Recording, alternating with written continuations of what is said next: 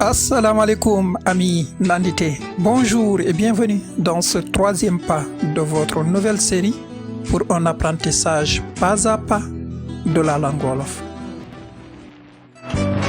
Précédemment, nous avions analysé la structure de la phrase pour identifier les éléments fondamentaux d'une expression solide.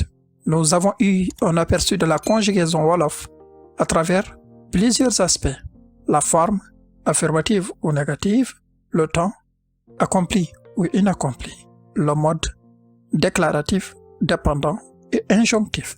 Il ne nous reste plus qu'à contextualiser pour formuler nos propres phrases.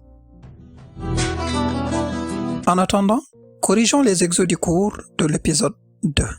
Accompli présent 1. Jàng na démb. Accompli passé jàngoon na démb. 2. Gis na weer wi. Gisoon na weer wi. 3. Xam naa sa tur. Xamoon naa sa tur. 4. Am nanu liggéey. Amoon nanu liggéey. 5. Yee na xale bi. Yeewoon na xale bi. Il y a une particularité dans cette dernière phrase que nous développerons dans cet épisode.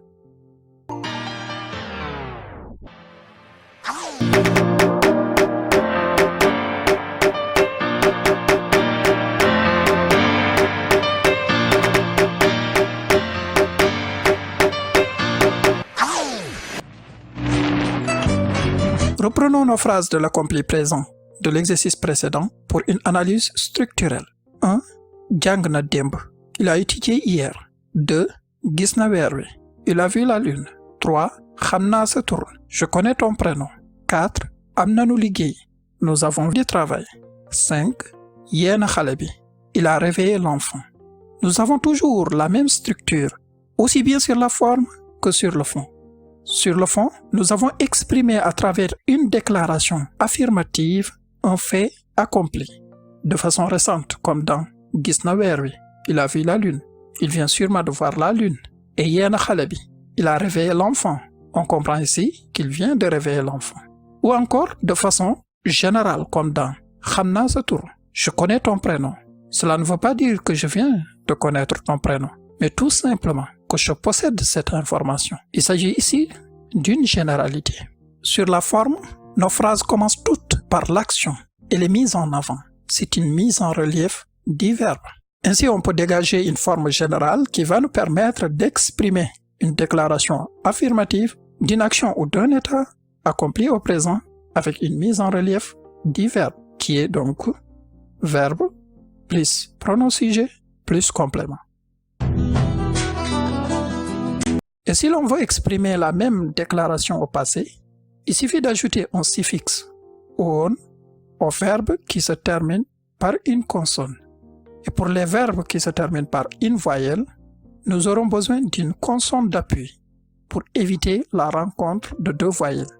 La consonne qui s'approche du O étant we, on rajoute donc won en suffixe au verbe qui se termine par une voyelle.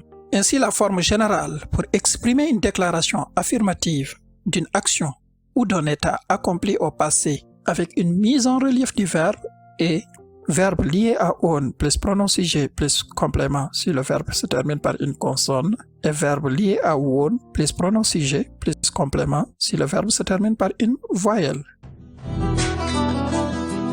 Pour la conjugaison en détail, nous allons prendre en exemple gis weer wi, voir la lune, qu'on va devoir conjuguer à toutes les personnes, à la forme affirmative de l'accompli présent et à la forme affirmative de l'accompli passé.